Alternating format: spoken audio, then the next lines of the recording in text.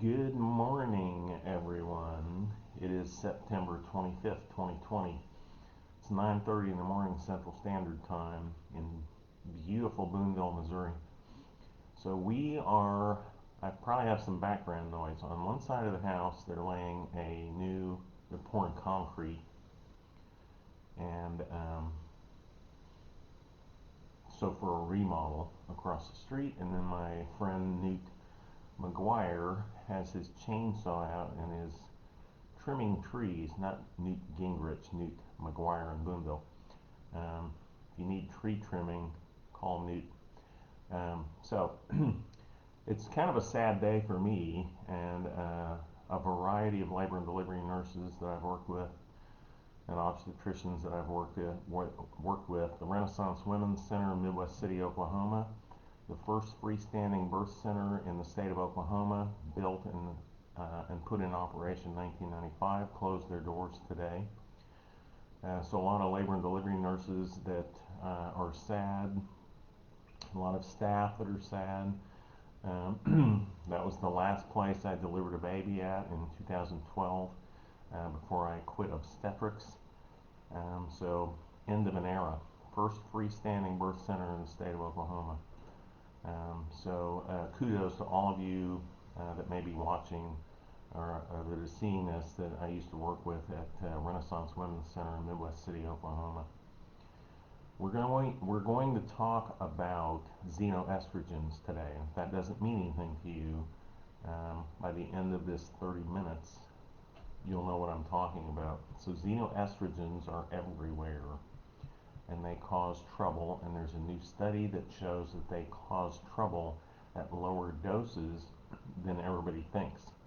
This is currently, so I wrote this article and I was running through it, and now I have to edit it. It's on the blog at healthwithoutrisk.com. I put it up earlier this week. And so it's really, the impetus for this was sunscreen risk. But sunscreen is only one part of the problem. So xenoestrogens act like estrogens. So if you look at your sunscreen bottle, look to see if it has oxybenzone or propylparaben in it. Those are xenoestrogens. So oxybenzone is the active ingredient to block ultraviolet rays. That's how it works. Hi Eileen, good morning. Propylparaben is an antimicrobial preservative. Okay, they've been tested for safety. They're allowed to be in products. However, there's a new research study at the University of Massachusetts in Amherst revealing a never before known risk of those chemicals on breast cells. And this isn't just for women. Morning, Wendy. So breast cells in women and men. So the problem is oxybenzone and propylparaben, hey Roxy, Linda, can mimic the effects of estrogen. So they fake your body into thinking that they're estrogens. So they're estrogen receptor agonists. If you want to know we just talked about this in physiology class yesterday, not specifically xenoestrogens, but we talked about hormone receptors and how that affects your cells, and agonists for hormone receptors and different neurotransmitters. These compounds are called xenoestrogens. So scientists used to think that it would take a huge amount of exposure to oxybenzone and propylparaben to harm cells in the human body. So this would be more than you would ever get from wearing sunscreen. And then we're going to go through the other products that have these types of compounds in them. But when it comes to breast cells, they have found that a much reduced amount of these compounds can affect breast cells. So really only 1/10 to 1/30 as much oxybenzone and propylparaben is needed to damage the DNA in breast cells specifically than in other cells in the body. Okay, and we all know that breast cells have estrogen receptors. I think 70% of breast cancers are estrogen dependent, so they have estrogens, and some of them have progesterone as well, receptors on them. It's one of the things they measure when you have a biopsy that shows that you have breast cancer. Okay? So breast cells have estrogen receptors and progesterone receptors. So xenoestrogens, which are found in natural and industrial compounds in our diet, can act like estrogens and interfere with the natural pathways of estrogen signals. Okay?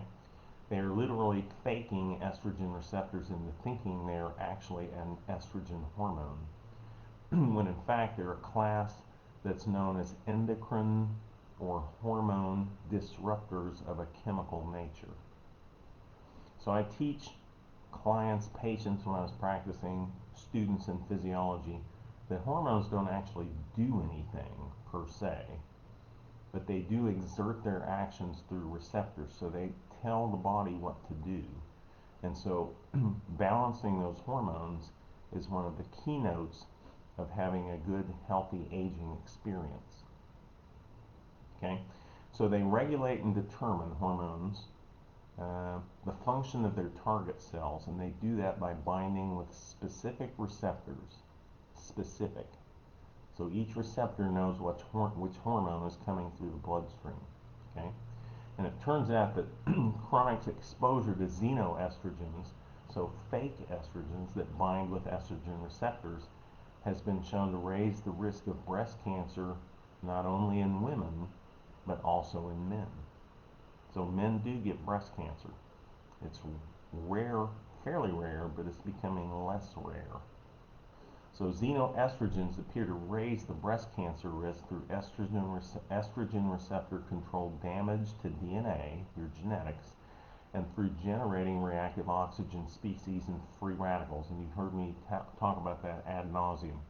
Free radicals and oxygen reactive species cause chronic inflammation, and chronic inflammation leads to chronic disease. So estrogen hormones and their metabolites are known to cause direct damage to DNA.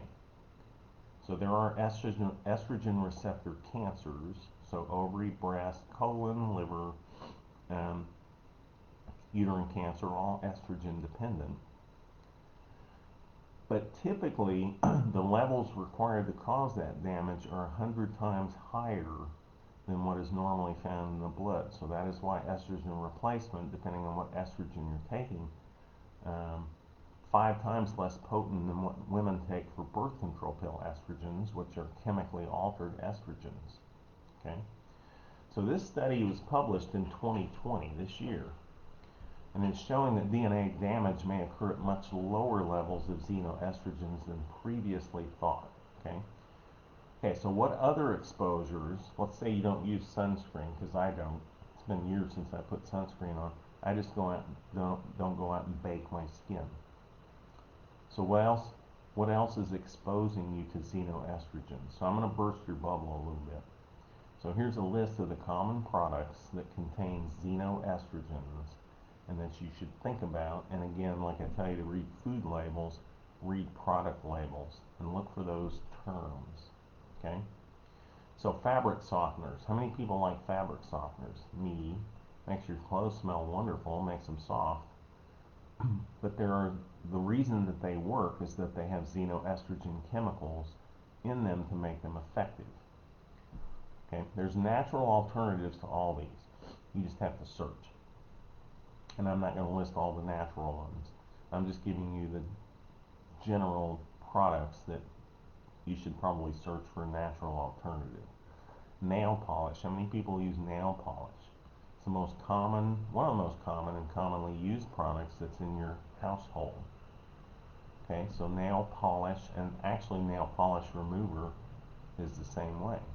Plastic food containers. Plastic in general is just not a good thing. It's hard to degrade. It takes like 1,000 years to degrade. It's made from petroleum. It's an oil, petroleum oil product. And plastic leaks xenoestrogens into your food. And so that's even worse if you expose it to heat. So how many times have you put your leftovers in a plastic container and then reheated it in the microwave? what you're doing is leaking xenoestrogens from the plastic into the food that you're eating. So the best thing to do, you can store it in plastic, although somewhat of an issue. But if you reheat it, put it in something that's not plastic, like glass. Okay, how about water bottles? Plastic water bottles. So I can do a whole class on um, water bottles. The plastic water bottles that everybody buys all over the country every day. It's amazing. Um, and they're actually pretty dangerous. So they leak xenoestrogens into the water that you're drinking. So plenty of people, I've done it, reuse the same plastic water bottle, right? So you're double dipping. Your potential risk goes up by a factor of 2, maybe 3, depends on how many times you use it, but you're never supposed to reuse a plastic bottle, right? So it's best to use a water filter at home. I use zero water in a 30 cup container. So I filter all the water because Boonville water is horrible. Lead, arsenic, there's 325 parts per million of solid stuff in Boonville water. So zero water filters all that out. A typical city um, has, I think, about 50 to 100 parts per million. Boonville gets its water from the Missouri River and they have to process it, but I've got a little test thing and I test it. Um, 325 parts per million of lead and arsenic and this and that and the other thing. That's another class I can do, I suppose. So get yourself a home water filter. Put it on the spigot on your sink, or just put a zero water or the other filters that are available. I picked zero water because I think it it basically zero. It's filtering everything out of it, they say. Okay, and then carry water in a non-plastic container from which you drink.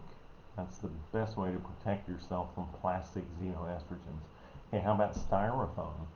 A lot of restaurants, a lot of places, one of the most common ways of drinking coffee in is a styrofoam cup. Lots of restaurants, when you ask for a doggy bag, it's not a bag, it's usually a styrofoam thing, right? And then you use that thing to reheat the food in the microwave later that day or the next day.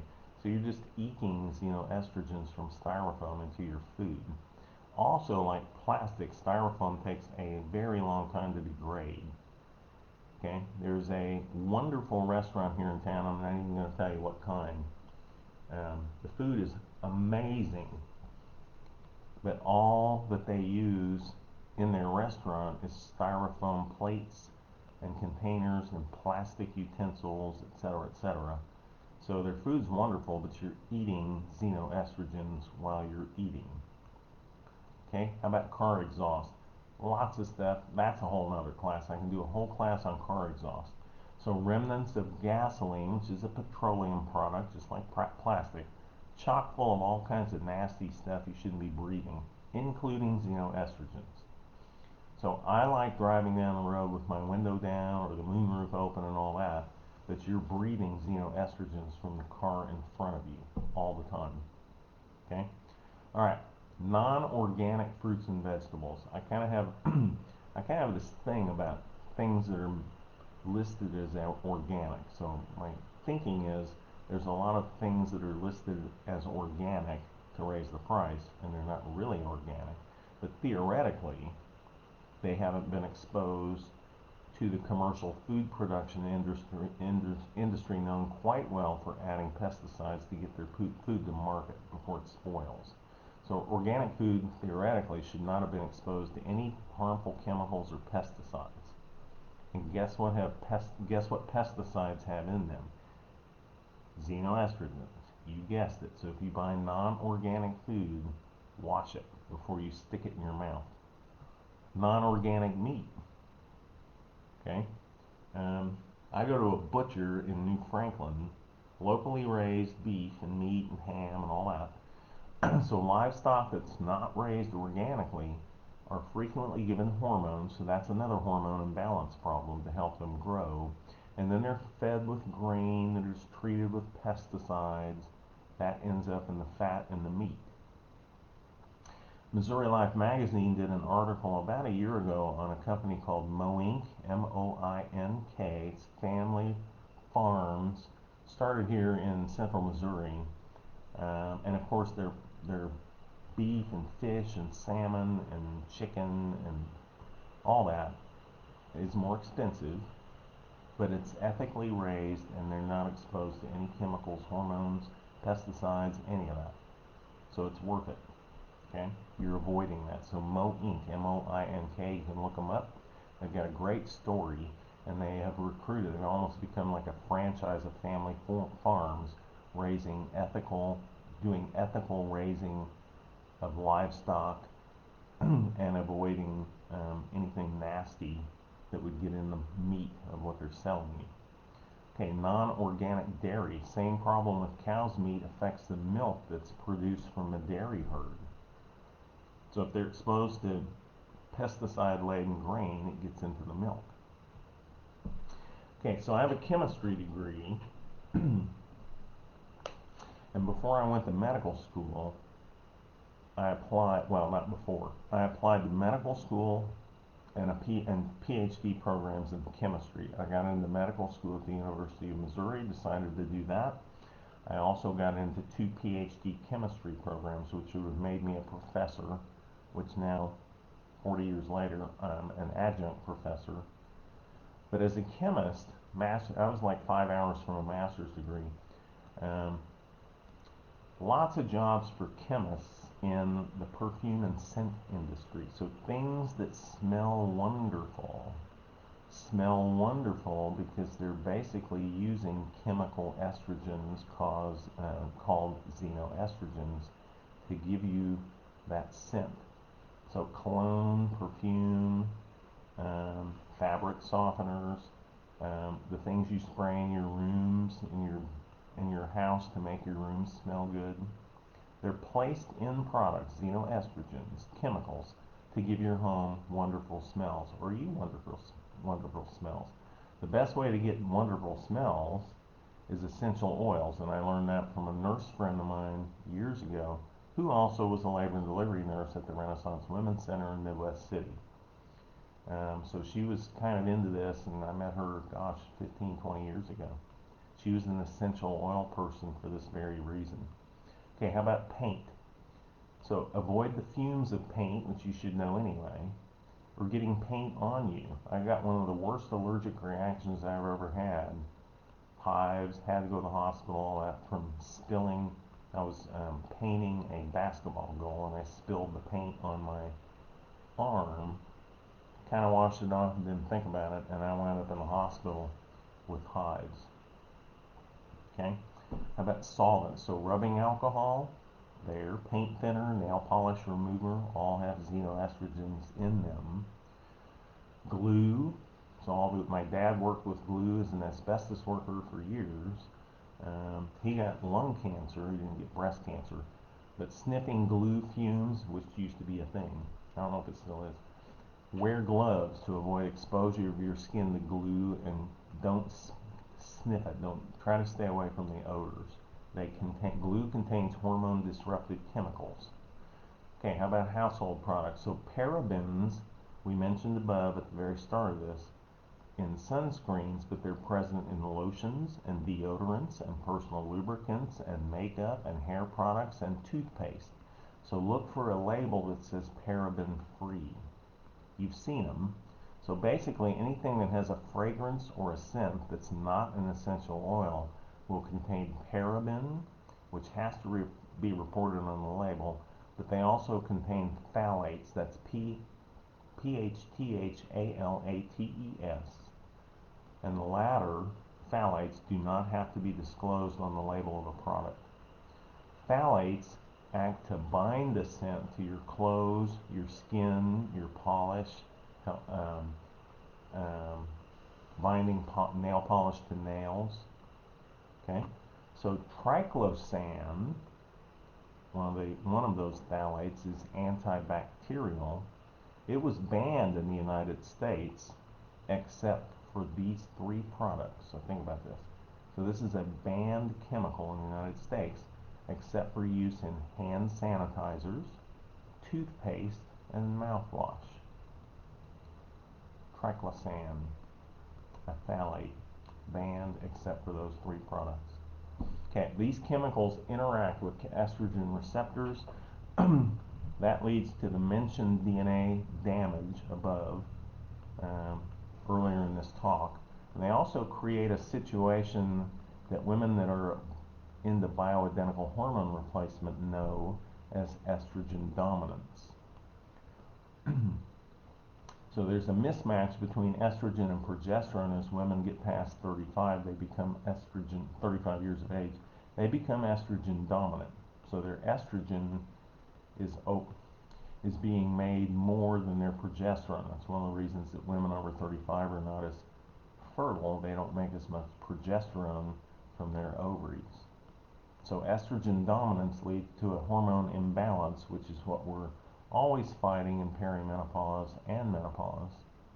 It's been linked to estrogen-induced cancers, so estrogen dominance, as well as common reproductive problems in women, including fibrocystic breasts, which is not a disease, it's just fibrocystic breast, and it's estrogen mediated. 50% of women have fibrocystic breast alterations. Fibroids, 70% of women have fibroids. Endometriosis, which is estrogen mediated, as well as menstrual irregularities. So think how many women have menstrual irregularities prior to menopause. They also, in men, cause sperm damage. And when I was an infertility doctor full time, we've had a reduction in fertility and sperm production in in men for at least 30 years. So I'm going back to 1990 to 94, 1995, when pretty much all I did was infertility therapy. And so we found male factor infertility or subfertility fairly often. It's gotten worse. Okay, so what can you do about it? Well, of course, I'm going to tell you the problem, and I'm going to tell you how to resolve it. So one thing you can do, and you won't want to do this depending on who you are, is to eat more cruciferous vegetables. Broccoli and Brussels sprouts, cauliflower, cabbage, turnips, radishes, collards, bok choy. I use that a lot in stir fry. When you eat that, a compound in your stomach called diindolylmethane, or DIM, D-I-M, is produced. And that is thought to help balance estrogen levels in the body, potentially getting rid of the estrogen dominance and all the health issues involved in that. The problem is DIM supplements haven't been studied that well. So I'm telling you this, and there's no huge amount of research that says that DIM actually balances hormones, but it's the best you got right now. So DIM may increase the production of a less potent estrogen called 2-hydroxyestrone. So estrone is produced in peripheral body fat. I just had that conversation with a young woman yesterday. She is producing a fairly huge amount of estrone, even though she's had a 65 pound weight loss since last November. And even last November, she had a high level of estrone production from peripheral body fat. Okay? DIM also inhibits the aromatase enzyme, which converts testosterone to estrogen. We fight that in men a lot. We have to watch their estrogen level, so if they're on testosterone and their aromatase is very active, then they will start getting nipple soreness, breast tenderness, and breast growth. So men on testosterone, we have to watch estrogen levels and block estrogen receptors so that aromatase doesn't stay active, turning testosterone to estrogen. So DIM supplements is a way to kind of do the same thing. Okay. The problem with DIM and cruciferous vegetables is you have to eat them like 6-7 times a day. So huge amounts of cruciferous vegetables to get the overall benefit of that compound. So that's a natural compound. Most people supplement with DIM to obtain estrogen balance. I'll put up my link to the Full Script dispensary. They've got pretty good DIM supplements. Life Extension has DIM supplements as well. And most of the time, a DIM supplement, there's been some research, just not a lot, but a DIM supplement usually from 90 to 900 milligrams. I found one that had 100 milligrams in it, and I put it in the dispensary as a recommendation on Full Script. I'll put that link up later when I get done. So a good product for DIM contains about 100 milligrams that's made from natural cruciferous vegetables, so you don't have to eat them. Okay, we'll go through DIM a little bit more in detail, maybe Monday, maybe next Wednesday, so you can see the whole health benefit things of DIM. I'm coming up on, I'm at one of my 26 minutes. I always try to keep you under 30. So I'm not telling you to stop wearing sunscreen. So there's some benefits. Although if you wear too much, 50 SPF and all that, your vitamin D levels get low. So you do need vitamin D. And this sunscreen stuff does block vitamin D conversion. That's a natural conversion from sunlight. So sunburn and skin cancer, not great options either. So some sunscreen if you're going to be out for more than 15 or 20 minutes in the sun. I'm also not telling you to quit brushing your teeth, but there's natural toothpaste, right? I'm not telling you to stop cleaning your house or make it smell better. Get yourself an essential oil diffuser. I use them all the time. Okay. I also use a Himalayan salt lamp to get rid of yucky stuff in the air.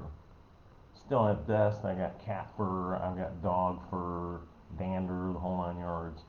So you gotta clean.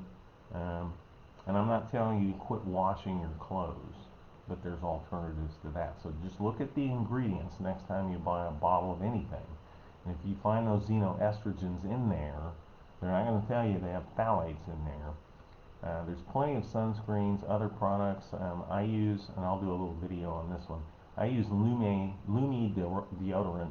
I put up a link to that about 2 months ago, but I think I'm going to do a video on it. Lumi deodorant was developed by an obstetrician gynecologist to get rid of the conversion, so bacteria live on your sweat, and it's not you smelling, it's the bacteria. And Lumi deodorant actually gets rid of that. It's not an antiperspirant, but it is a natural deodorant. I use it all the time. Okay, it's more expensive, but it lasts a long time. So this one application of Lumi deodorant lasts about 72 hours. Okay, so what you want to do is read labels, just like your food. So all your products, read the labels. So what I'm going to do is end today. I'll probably do a DIM thing. I'll probably do a Lumi deodorant. I can do that one fairly quick, 2 or 3 minutes later, or 2 or 3 minutes for the whole thing, just to show you what that looks like and the benefits of that. Because you can use Lumi deodorant over any place in your entire body, including your private parts. It will get rid of odor. I've been using it since January. It's amazing. If you weren't on the podcast last night, the Health and Wellness panel, we had a fairly famous guest speaker, and she's going to come back next week, named Veronica Monet. If you watch my page, I talk about her. She is a certified sexologist. She lives in California. She's a relationship coach. She runs a website called the Shame Free Zone. We talked about shame, and of course that was the start. We wound up talking about a bunch of other stuff. She and I are going to debate, or discuss, maybe not debate, discuss whether or not sexual addiction is a real thing next Thursday. So she's going to come back next Thursday, and we're going to talk about Patrick Carnes and sexual addiction. So check that out. Art of Floundering podcast, 7 o'clock every Thursday. Share this, hit me up, give me a business review on Google. Helps out with, this is what I do for a living, basically, except teach as well, but I'm teaching. So I'll talk to you Monday, probably about DIM. I might have something sprout into my head before then, but I think you need to hear a little bit more about DIM supplements. Okay? I will talk to you Monday. Have a great day. It's supposed to be kind of a summer weekend here in the Midwest, or at least mid-Missouri. So probably the last hurrah of the summer. I'll talk to you later. See ya. Bye.